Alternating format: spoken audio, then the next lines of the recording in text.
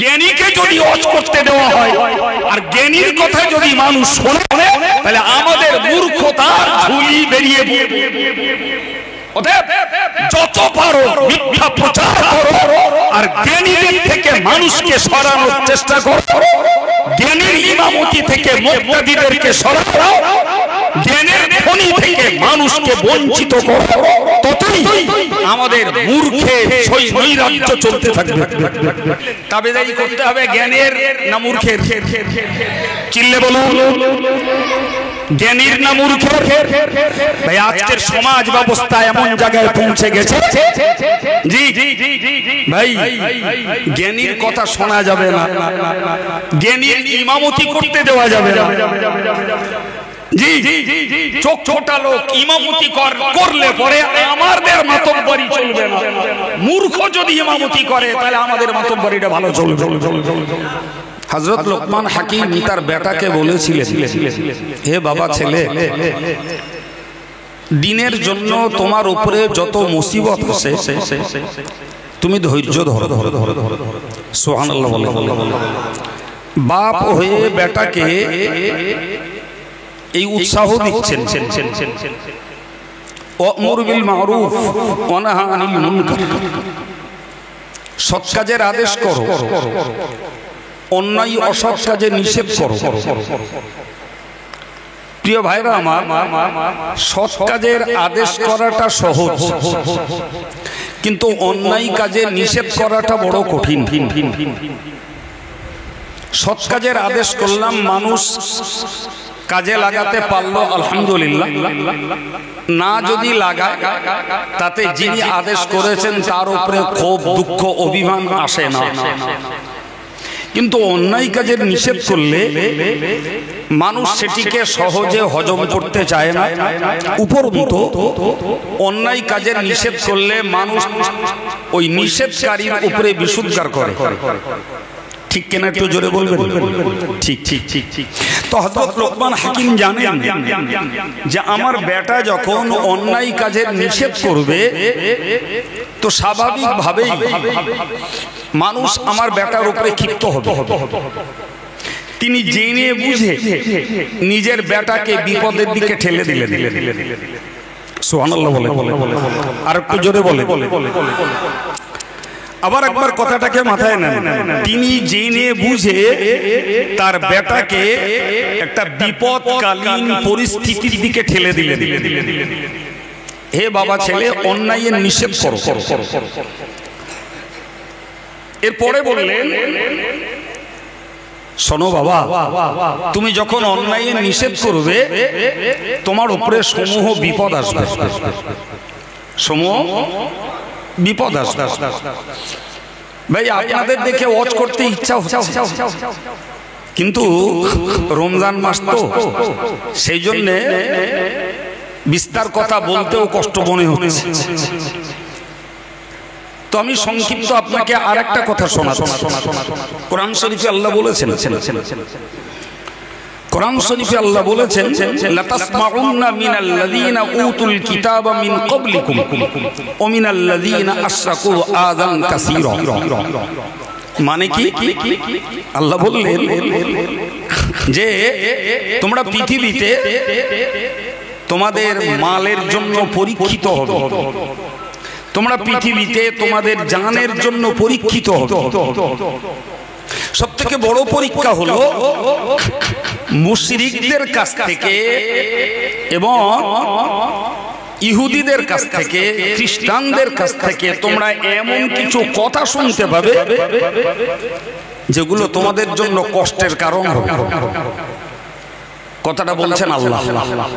তাহলে ইমানদাররা, আল্লাহওয়ালারা, দাড়িওয়ালারা, টুপিওয়ালারা, সুন্নি পোশাকধারীরা, নবী পাকের গোলামেরা, এরা পৃথিবীতে দ্বীন নিয়ে, ঈমান নিয়ে, সুন্নাত নিয়ে, তাকওয়া নিয়ে এরা বাঁচবে। বিনিময়ে ইহুদি, খ্রিস্টান এবং মুশরিক, আল্লাহ বললেন এদের পক্ষ থেকে এমন কিছু কথা তোমাদের কানে পৌঁছাবে আযান কাসীরা, যাতে তোমরা প্রচুর পরিমাণে কষ্ট পাবে। কথাটা কার? চিল্লে বলে।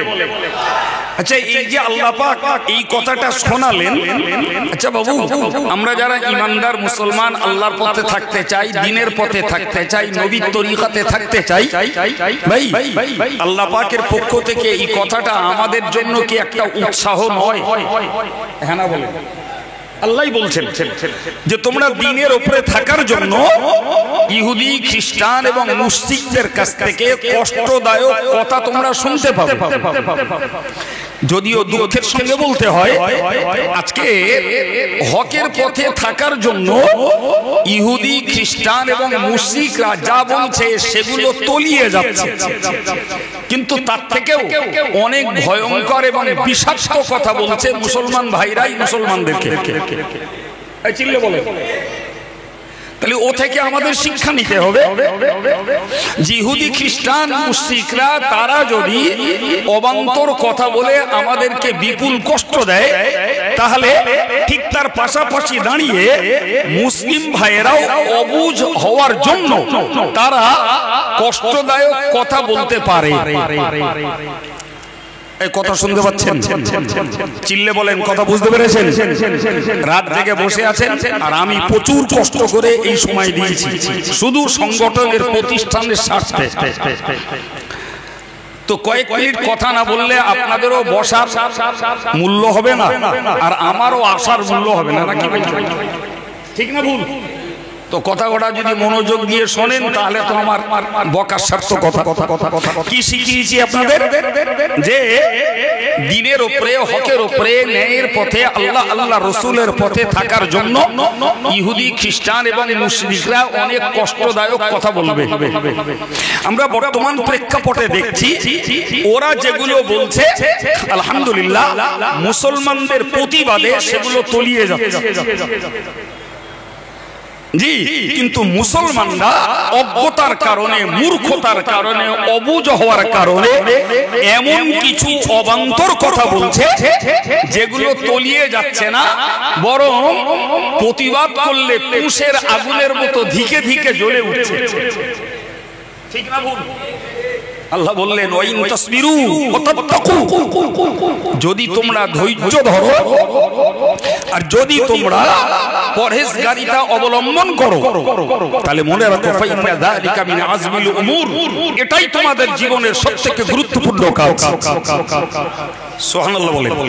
তাহলে আজকের এই মজলিস থেকে আমরা আরেকটা জিনিস শিখব, সেটি হলো ভাই ইহুদিরা গালি দিক, খ্রিস্টানরা গালি দিক, মুশরিকরা গালি দিক, কোন অবুঝ অজ্ঞ মুসলমানরা গালি দিক, আমাদেরকে চরম পরম ধৈর্যের পরিচয় দেওয়া লাগবে এবং ধৈর্যের পরিধিটা, গভীরতাটা আরো বাড়াতে হবে। গাল দিলে পাল্টা গাল দেবো না। জি, কেউ মুর্দাবাদ দিলে উল্টো থাকে জিন্দাবাদ দেবো। কেউ ধ্বংসের দোয়া করলে তার জন্য বেঁচে থাকার দোয়া করবো, তোরা বেঁচে থাকবা নাকি?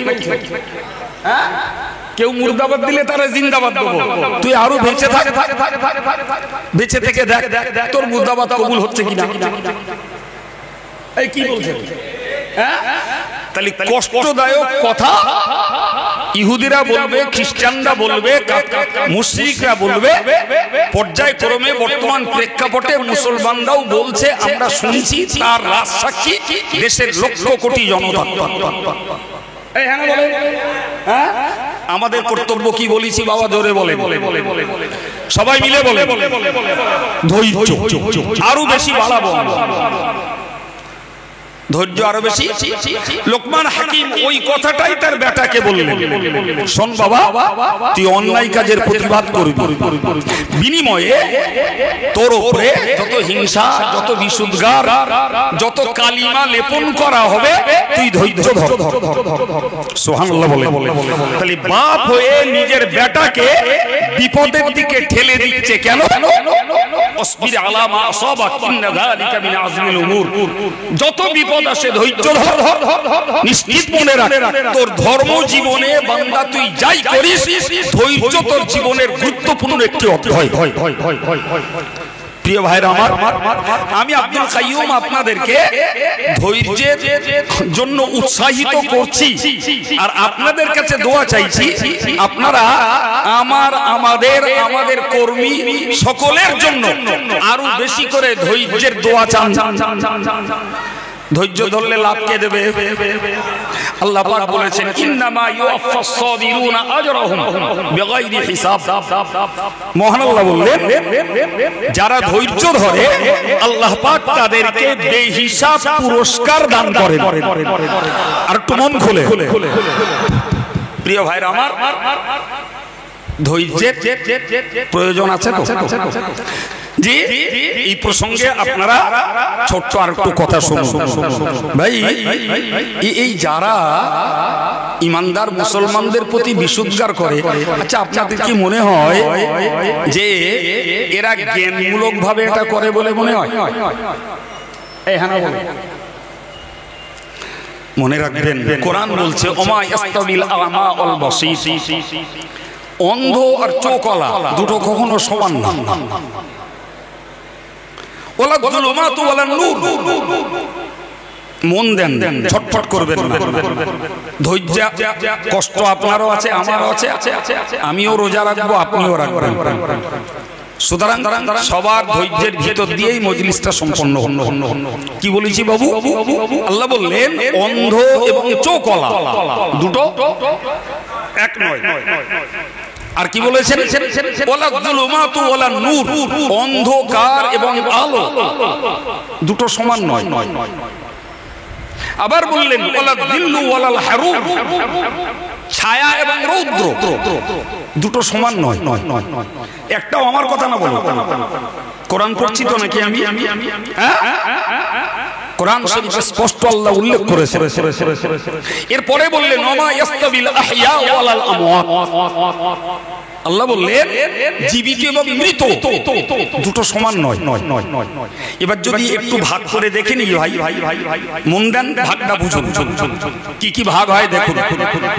অন্ধ, অন্ধকার, ছায়া এবং মৃত, এসব এক লাইনে। কি কি বলেছি?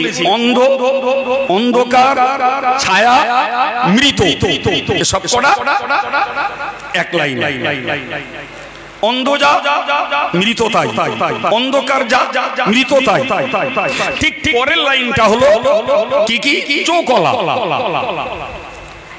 আর আলো এবং রৌদ্র আর জীবিত, কটা আর এক লাইন। এবার আপনারা বলেন আল্লাহ পাক যখন দুটোকে ভাগ করে দিয়েছেন, অন্ধকার আলো, ছায়া রৌদ্র, জীবিত মৃত, অন্ধকার, এই অন্ধ এবং চোখওয়ালা আল্লাহ ভাগ করে দিয়েছেন। আচ্ছা কোশ্চিন কালেও এই দুটো চরিত্রের সঙ্গে মিল হতে পারে? খুব ভেবে বলুন, মিল হতে পারে? আলোর সঙ্গে অন্ধকার মিলতে পারে, ছায়ার সঙ্গে রৌদ্র মিলতে পারে, জীবিতের সঙ্গে মৃত মিলতে পারে? বলেন বলেন বলেন পারে? সুতরাং মনে রাখবেন কিয়ামত পর্যন্ত জ্ঞানী আর অজ্ঞানীর লড়াই ছিল, রয়েছে, থাকবে। জ্ঞানী আর অজ্ঞানীর লড়াই ছিল, রয়েছে, থাকবে না থাকবে? জি, আবার মুখস্থ করুন ভালো করে। কোরআন বলছে হাল ইয়াস্তাবিল লাযীনা ইয়ালামুন ওয়াল লাযীনা লা ইয়ালামুন। আল্লাহ বলছেন হে বিশ্ব মানব তোমরা বলো হাল ইয়াস্তাবিল লাযীনা ইয়ালামুন ওয়াল লাযীনা লা ইয়ালামুন। একদল লোক জানে আর একদল লোক জানে না, এই দুটো কি সমান? জোরে বলেন। আপনারা যেটা না বলছেন আমার আল্লাহ পাক ওইটাকেই বুঝিয়েছেন যে জ্ঞানী আর অজ্ঞানী, জানা আর না জানা, এই দুটো শ্রেণীর মানুষ কখনো সমান। ইতিহাসটাকে খুলুন। নবী আদম আলাইহিস সালাম ছিলেন জ্ঞানী, তার বেটা অজ্ঞানী কাবিল, নবীর কথা নেই। নবী নূহ ছিলেন জ্ঞানী, তার বেটা কেনান অজ্ঞানী, আব্বার কথা নেই। নবী ইব্রাহিম ছিলেন জ্ঞানী, তার নিজের বাপ চাচারা তার মতো জ্ঞানের কথা তার কাছ থেকে জোরে বলে নেই। প্রিয় ভাইরা আমার, মুসা নবী জ্ঞানী, ফেরাউনের লোকেরা মুসা নবীর কথা, নবী মুহাম্মদুর রাসূলুল্লাহ সাল্লাল্লাহু আলাইহি ওয়াসাল্লাম শ্রেষ্ঠ মহাজ্ঞানী, এরপরেও আবু লাহাব, আবু জাহাল, উতবা, সাইবা, রবিয়া, ওলীদ, কেউ তার ঘনিষ্ঠ চাচা, কেউ প্রতিবেশী চাচা, এরাও রাসূলুল্লাহর জ্ঞানের কথা। এবার বলেন, জ্ঞানী আর অজ্ঞানীর লড়াই আজকের না পুরাতন? চিল্লে বলে, জ্ঞানী আর অজ্ঞানীর লড়াই রয়েছে, ছিল, আগামীতে থাকবে না। এই ভুল বলা হয়ে গেছে আমার, থাকবে তাহলে? তাহলে মুখস্থ রাখুন, অজ্ঞানের বিনিময়ে কি হতে পারে। আমি ছোট দুটো উদাহরণ দিয়ে আমার বক্তব্য ছাড়ছি। অজ্ঞানীর বিনিময়ে কি হতে পারে? ভাই, নবী মুসাকে আল্লাহ ডাকলেন তুর পাহাড়ে। জি, তুর পাহাড়ে নবী মুসাকে ডাকলেন, কওমের দায়িত্ব দিলেন নিজের ভাই হারুনকে। এই ফাঁকে ওই সমাজের একজন কূটনীতিবিদ, নাম যার সামিরি, কি নাম? সামিরি। এ সমাজের মানুষের স্বর্ণ, বিভিন্ন সোনার অলংকারগুলো জড়ো করে আগুন দিয়ে গলিয়ে বানালো একটা গরুর বাছুর। কি বানালো? জোরে বলে, গরুর বাছুর। আর ওর কাছে রাখা ছিল হযরত জিবরিল আলাইহিস সালাতু ওয়াস সালামের ঘোড়ার খুরের একটু মাটি। কি ছিল বলেছি? খুরের মাটি। ও লক্ষ্য করছিল জিবরাইলের ঘোড়া যেখানে যেখানে পা রেখেছে সেখানে মাটি সঞ্জীবিত হয়ে সুন্দর থুকথুকে ঘাস তৈরি হয়েছে। সুবহানাল্লাহ বলে। ও বুঝেছিল এই মাটির ভিতরে একটা প্রাণ সঞ্জীবনী শক্তি আছে। কি আছে? প্রাণ সঞ্জীবনী একটা শক্তি আছে। এখন সোনা তো জড় পদার্থ, ও সোনা দিয়ে বানালো একটা গরুর বাছুর। আর গরুর বাছুর বানিয়ে ও সেই মাটি ওই বাছুরের মুখে দিল। আর যেই দিল সেই বাছুরটা জীবিত হয়ে গরুর ডাক ডাকতে লাগলো। তাহলে ওর কল্পনা, ওর সাধনা বাস্তবে ফলে গেল। কোরআনের বিস্তার ঘটনা আমি 5 মিনিটে আপনাকে কভার করে ফেলছি। ও তখন করলো কি? তখন ও বলল কওমের লোকেদের, ফাকালু হাযা ইলাহুকুম ওয়া ইলাহু মূসা। মূর্খতার দোষ বুঝুন। কিসের দোষ বলছি? জোরে বলুন, মূর্খতার দোষ। মূর্খ হলে কি হতে পারে তার দোষ বুঝুন। ওই যে গরুর বাছুরটা গরুর মতন ডেকে উঠলো, ও তখন কওমের লোকেদের বলল, দেখো এই হচ্ছে তোমাদের খোদা, আর এইটাই হচ্ছে মুসা নবীর খোদা। চিল্লে বলে, মুসা নবী তুর পাহাড় থেকে ফিরে এসে দেখছেন একদম 100 ডিগ্রি উল্টো, কওমের লোকেরা সেই গরুর বাছুরির পুজো করছে। কারে পুজো করছে? জোরে বলেন, কার পুজো করছে? গরুর বাছুরের পূজা করার প্লাস পয়েন্ট কি হয়েছে? জি, সোনার তৈরি বাছুর সে গরুর মতো ডেকেছে। বাস, ওতেই এদের ব্রেন খারাপ, ওতেই এদের মাথা মস্তিষ্ক শেষ। কথা বোঝা যাচ্ছে কি? তাহলে পৃথিবীর জ্বলন্ত ইতিহাস কোরআন কোট করেছে যে মানুষ কত মূর্খ হতে পারে, মূর্খতার চরম নিচে নামতে পারে, যে গরুর বাছুর কোন প্রক্রিয়াতে সে ডাক ডেকেছে গরুর মতো, অথচ মূলত সেটা সোনার তৈরি, আর এরা তারে খোদা জ্ঞানে। তাই কান্তক জ্ঞান না থাকলে কোথায় যেতে পারে মানুষ বোঝা যাচ্ছে? এই হ্যাঁ না বলেন, কিছু বুঝতে পারছেন? আমি কোরআনের কথা বললাম না, আমার বাড়ি থেকে এনেছি। এবার একটু বলবেন জি অন্ধত্ব ভালো না জ্ঞান জোগাড় করা ভালো? জ্ঞান জোগাড় করা ভালো।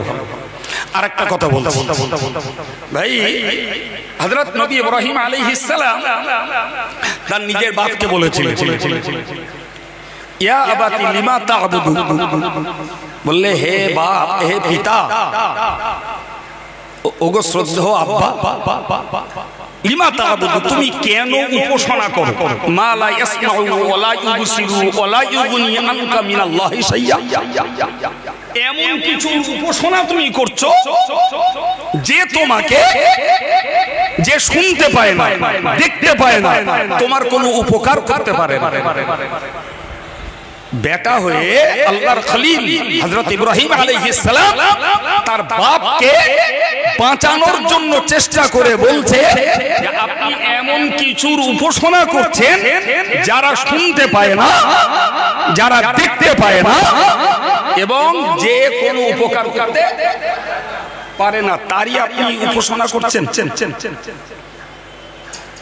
কে বলছে কাকে? নবী ইব্রাহিম বলছে তার বাপ। জি, এরপরে তিনি বললেন ইয়া আবাতি ইন্নী ক্বাদ জাআনি মিনাল ইলমি মা লাম ইয়াতিকা, শুনুন হে আব্বা, হে চাচারা, আমার কাছে আল্লাহর দেওয়া জ্ঞান আছে। আর একটু জোরে বলে, আমার কাছে কি আছে? আল্লাহর দেওয়া জ্ঞান আছে আমার কাছে, যে জ্ঞান আপনার কাছে নেই। সুতরাং হে বাপ, আপনি হতে পারেন সম্মানিত, হতে পারেন আমার জন্মদাতা, হতে পারেন আমার পরিষেবা দাতা, হতে পারেন আপনি আমার থেকেও শ্রদ্ধাস্পদ, কিন্তু আপনার কাছে যেহেতু জ্ঞানের অভাব, আমি আপনাকে বলছি ফাত্তাবিউনি, জ্ঞানের জন্য আপনার উচিত আমার তাবেদারি করা। কি করা? জি 2025 সালে ভুলদেব পোতার 28 ফাল্গুনের আজকে শেষ জলসা, শেষ বক্তা। আমার পরে হুজুর আসবেন, প্রিয় ভাইরা আমার, কথাটা মাথায় রেখে বাড়ি যান। কোরআন থেকে কি শিখলেন? তাবেদারি করতে হবে জ্ঞানের না মূর্খের? চিল্লে বলুন, জ্ঞানীর না মূর্খের? ভাই আজকের সমাজ ব্যবস্থা এমন জায়গায় পৌঁছে গেছে, জি ভাই জ্ঞানীর কথা শোনা যাবে না, জ্ঞানীর ইমামতি করতে দেওয়া যাবে না। জি চোখ ছোটা লোক ইমামতি করলে পরে আমাদের মাতব্বরি চলবে না। মূর্খ যদি ইমামতি করে তাহলে আমাদের মাতব্বরিটা ভালো চলবে। জ্ঞানীকে যদি ওয়াজ করতে দেওয়া হয় আর জ্ঞানীর কথা যদি মানুষ শোনে তাহলে আমাদের মূর্খতার ঝুলি বেরিয়ে যত পারো মিথ্যা প্রচার করো আর জ্ঞানীদের থেকে মানুষকে সরানোর চেষ্টা করো, জ্ঞানীর ইমামতি থেকে মুক্তাদিদেরকে সরাও, জ্ঞানের খনি থেকে মানুষকে বঞ্চিত করো, ততই আমাদের মূর্খের সেই নৈরাজ্য চলতে থাকবে। হযরত নবী ইব্রাহিম কি বললেন? ইয়া আবাতি ইন্নী ক্বাদ জাআনি মিনাল ইলমি, হে আব্বা, আমার কাছে জ্ঞান এসেছে আল্লাহর পক্ষ থেকে, মা লাম ইয়াতিকা, যে জ্ঞান আপনার কাছে নাই। নবী ইব্রাহিমের কাছে কি জ্ঞান ছিল? নবুয়তের জ্ঞান। কে দিয়েছে? আল্লাহ। এই জ্ঞান তো নবী ইব্রাহিমের আব্বা, চাচা, আজর বলিয়া তারেক বলি যারাই হোক তাদের কাছে ওই জ্ঞান, ফলে তারা গোষ্ঠী শুদ্ধ ইব্রাহিমের বিরোধী হয়ে উঠল। গোষ্ঠী শুদ্ধ ইব্রাহিমের বিরোধী হলো না? হলো না? যার শেষ পরিণতিতে নমরুদের কবলে প্রক্রিয়ায় তাকে অগ্নিতে দগ্ধীভূত করার চক্রান্ত করা হলো। সেখানেও চূড়ান্ত পর্যায়ে নিরাপত্তা এবং সুরক্ষা কে দিলেন? চিল্লে বলে, জোরে বলেন আলহামদুলিল্লাহ। আর একটু জোরে বলেন আলহামদুলিল্লাহ। প্রিয় ভাইরা আমার, তাহলে নবী ইব্রাহিমের নিজের পরিবার সহ নমরুদের রাজশক্তি এক ইব্রাহিমের বিরুদ্ধে প্রয়োগ করা হলো, কিন্তু চূড়ান্ত পর্যায়ের পরীক্ষা দিতে দিতে দিতে দিতে নবী ইব্রাহিম লেটেস্ট ধৈর্যের পুরস্কার পেলেন।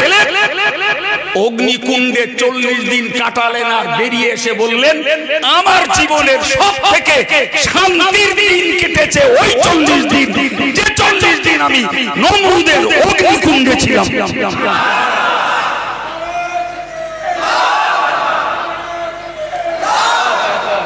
ইতিহাস শোনার জন্য নয়, ইতিহাস শোনার পরে শিক্ষার জন্য। ইতিহাস শুধু গল্প নয়, ইতিহাসের ভিত্তিতে নিজের জীবনকে মজবুত করার জন্য। ঠিক না ভুল? ইতিহাস শুধু কাহিনী নয়,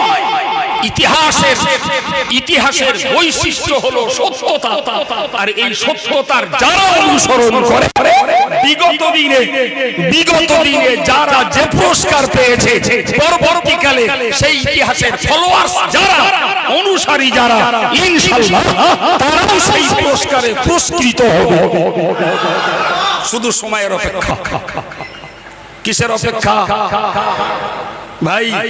তাহলে নবী ইব্রাহিমের বাপ চাচারা পিতা হিসাবে, চাচা হিসাবে সম্মানিত, শ্রদ্ধেয়, পিতা হিসাবে, চাচা হিসাবে তারা মর্যাদা, তারা শ্রদ্ধা। তারপরেও নবী ইব্রাহিম দ্ব্যর্থহীন ভাষায় বললেন, ফাত্তাবিনি, আমার কাছে জ্ঞান দিয়েছেন আল্লাহ, আপনি আমার অনুসরণ করুন। আহদিকা সিরাতান সাবিয়্যা, আমি আপনাকে সঠিক রাস্তা দেখিয়ে দেব। আর একটু জোরে বলে। তাহলে মূর্খ সঠিক রাস্তা দেখায় না, মূর্খ সাক্ষের রাস্তা দেখায়, মূর্খ পার্থিব রাস্তা দেখায়, মূর্খ ফিতনার রাস্তা দেখায়, মূর্খ গালির রাস্তা দেখায়, মূর্খ নৈরাজ্যের রাস্তা দেখায়, মূর্খ জাহান্নামের রাস্তা দেখায়। জ্ঞানী দেখাতে পারে একমাত্র আল্লাহর কাছে পৌঁছানোর সঠিক রাস্তা।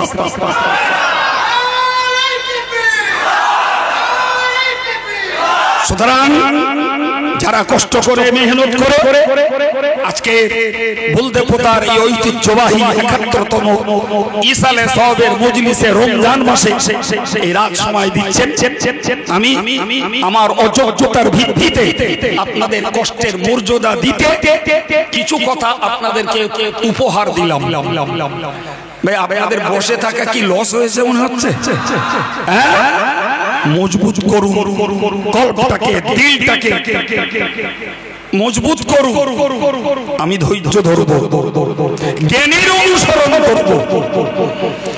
জি, কালে কালে যুগে যুগে সর্বত্র আমরা দেখেছি যে মূর্খের সমর্থক সংখ্যা বেশি। জ্ঞানীদেরকে বলা হয়েছে সন্ত্রাসী, আর মূর্খরা সেজেছে সাধু। কিন্তু ইসলামের আলোকে বিচার করলে দেখা যায় জি, নবী আদম ছিলেন শান্তি প্রিয়, কাবিল ছিল সন্ত্রাসী। জি, নবী নূহ ছিল শান্তি প্রতিষ্ঠাকারী, কেনান ছিল সন্ত্রাসী। নবী ইব্রাহিম ছিলেন শান্তি প্রতিষ্ঠাকারী, নমরুদ আর দলীয় লোকেরা ছিল সন্ত্রাসী, ফেরাউন ছিল সন্ত্রাসী, নবী মুসা ছিলেন শান্তি প্রতিষ্ঠাকারী, হযরত মুহাম্মদ রাসূলুল্লাহ সাল্লাল্লাহু আলাইহি ওয়াসাল্লাম ছিলেন সারা পৃথিবীর শ্রেষ্ঠ শান্তিকামী নেতা। আবু লাহাবরা ছিল সন্ত্রাসী। ঠিক না? আমি আজকে আপনাদেরকে বলবো ভাই, গাল আমাদেরকে শুনতে হবে। ইহুদিরা দিতে পারে, খ্রিস্টানরা দিতে পারে, মুশরিকরা দিতে পারে, অবুঝ অবরা মুসলিম হয়ে দিতে পারে। আমরা ধৈর্যের পরিচয় দেব, শান্তি প্রতিষ্ঠার পক্ষে আমরা শ্রম দিয়ে, সময় দিয়ে, অর্থ দিয়ে আমাদের কিচ্ছু সাধনা চালিয়ে যাব। যারা সন্ত্রাসী সময় মতো আল্লাহর কাছে তারা সন্ত্রাসের তিরস্কার পাবে, আর শান্তি প্রতিষ্ঠাকারীরা ধৈর্যের বিনিময়ে তারা তাদের শান্তি প্রতিষ্ঠার পুরস্কার আল্লাহর কাছ থেকে পাবে। প্রিয় ভাইরা আমার, আমি আপনাকে বুঝিয়েছি অনুসরণকার জ্ঞানীর না মূর্খের? চিল্লে বলে, আমি একজনের রস করছি না। অনুসরণকার জ্ঞানীর না মূর্খের? প্রিয় ভাইরা আমার, সুতরাং আমাদেরকে জ্ঞানী বানানোর জন্য চেষ্টা সাধনা আমাদেরকে চালিয়ে যেতে হবে। পয়সা দিতে হবে, শ্রম দিতে হবে, সময় দিতে হবে, সমর্থন দিতে হবে। কিসের জন্য? জ্ঞান প্রতিষ্ঠার জন্য, জ্ঞানী উৎপাদন করার জন্য। ঠিক না প্রিয় ভাইরা? শুকরিয়া আদায় করছি আপনাদের অন্তর থেকে, দোয়া এবং ধন্যবাদ জানাচ্ছি যে আপনারা সারাদিনের কষ্টের পরেও আগামীতে কষ্টের টেনশন মাথায় নিয়ে আজকে বলদেবতার ঐতিহ্যবাহী ইসালে সাহেবের মর্যাদা রক্ষা করতে বসেছেন। আমি অদমের কিছু কথা ধৈর্যের সঙ্গে মনোযোগের সঙ্গে শুনলেন।